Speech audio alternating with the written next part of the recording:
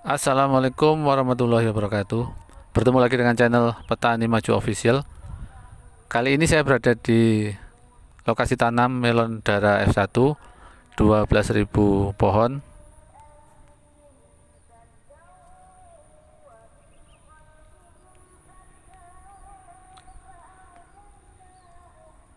Dan saya akan membagikan informasi tentang cara mudah budidaya melon. Budidaya melon ini tergolong budidaya tanaman yang sangat sulit perawatannya. Sulit karena kurangnya pengetahuan. Namun dengan pengetahuan yang cukup semuanya menjadi mudah.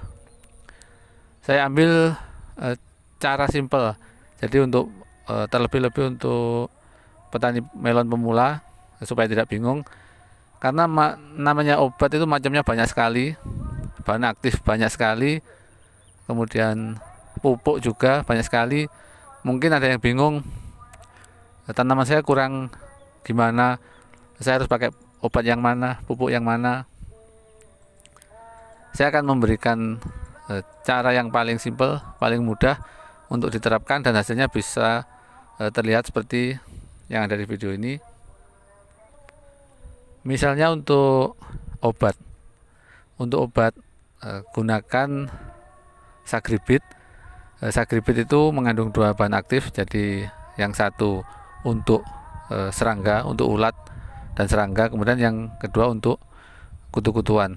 Karena tanaman melon ini mulai dari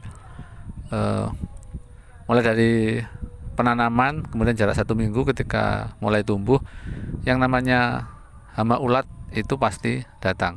Tidak mungkin tidak ada serangan ulat, jadi ulat itu pasti datang. Dan ketika hama ulat datang, maka kita harus menyiapkan obat untuk ulat. Kalau saya berdasarkan pengalaman saya, daripada saya menggunakan obat yang khusus untuk ulat, maka sekalian obat yang bisa untuk ulat dan kutu-kutuan. Maka dari itu saya menggunakan Sagribit. Tidak perlu menunggu sampai terjadi serangan. Ketika saya rutin menggunakan Sagribit untuk pencegahan, untuk memberantas ulat, itu sekaligus sudah memberantas hama kutu-kutuan. Jadi mulai dari awal tanam kita menggunakan Sagribit sebagai insektisida sekaligus akarisida. Pengalaman saya, tanaman melon akan terjaga, jadi daunnya akan mulus seperti ini. Kemudian obat yang satunya adalah Bion M untuk fungisida, untuk melindungi daun dari serangan jamur. Bion M ini menurut saya takarannya, bahan aktifnya pas. Jadi untuk kontak, bahan aktifnya Mancozeb, takarannya menurut saya sangat pas. Kemudian ada lagi sistemiknya. Jadi jika tanaman melon Anda disemprot dengan Bion M, maka bahan aktif yang kontak akan mematikan jamur apabila ada jamur yang masuk. Kemudian yang sistemik akan mempertahankan tanaman, mempertahankan daun supaya tetap hijau. Jadi Mancozeb sangat bisa,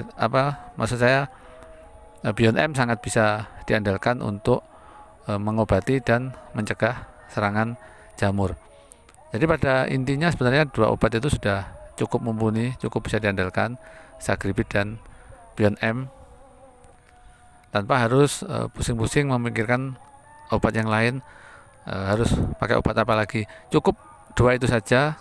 Anda bisa coba praktekkan. Kalau misalnya ada kendala, bisa didiskusikan di channel ini melalui kolom komentar.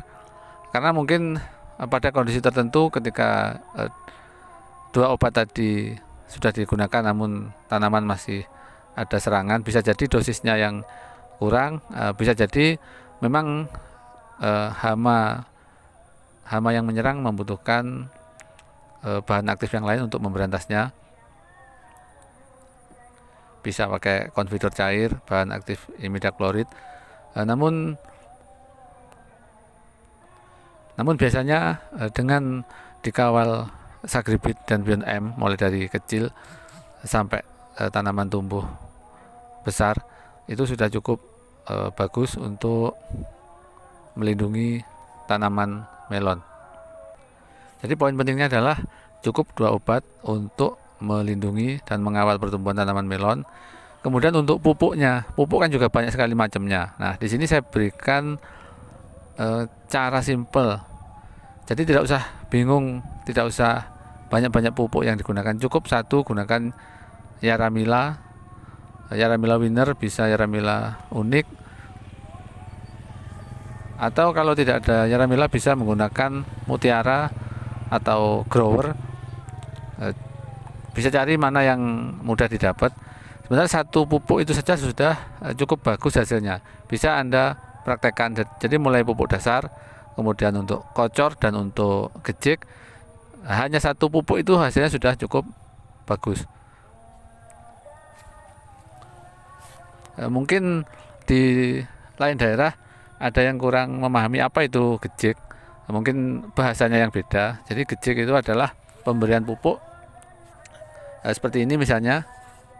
Di sini nanti pakai kayu seukuran lengan yang bawahnya dilancipkan, kemudian ini dibikin lubang, kemudian tanahnya ditusuk pakai kayu itu. Nah, pemberian pupuk di sini dikasih satu genggam, taruh di sini di tanah yang sudah dilubang. Ini namanya gejik. Kalau bahasanya orang Banyuwangi digejik. Mungkin bahasanya berbeda untuk daerah lain. Jadi poin pentingnya adalah cukup pakai 2 jenis obat itu, kemudian pupuk cukup 1 jenis. Dengan seperti itu akan sangat memudahkan untuk belajar menanam melon. Dan satu hal lagi, pengairan. Untuk tanah becek seperti ini paritnya tidak pernah kering, selalu basah seperti ini.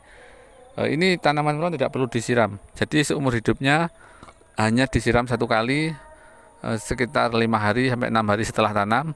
Hanya 1 kali itu, habis itu nggak pernah disiram sampai panen. Apalagi kalau ada hujan, misalnya di usia-usia 5-6 hari setelah tanam ada hujan, maka seumur hidupnya melon ini tidak perlu disiram karena selalu lembab di dalam bedengan ini.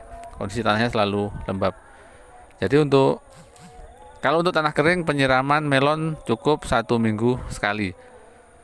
Ingat, tanaman melon itu lebih baik kekurangan air daripada kelebihan air. Namun yang lebih pas lagi adalah disesuaikan. Jadi dijaga kelembapannya. Jangan terlalu lembab, jangan terlalu kering. Jadi seperti itu untuk pengairan, kemudian pengobatan dan pemupukan. Jadi cukup simple. Terapkan cara simple itu. Kalau misalnya nanti di dalam perjalanannya pertumbuhannya ada kendala, baru bisa didiskusikan.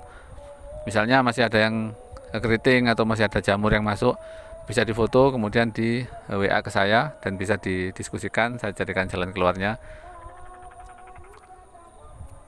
Demikian cara mudah untuk budidaya tanaman melon atau cara mudah untuk merawat tanaman melon. Terima kasih atas perhatiannya, mudah-mudahan videonya bermanfaat. Wassalamualaikum warahmatullahi wabarakatuh.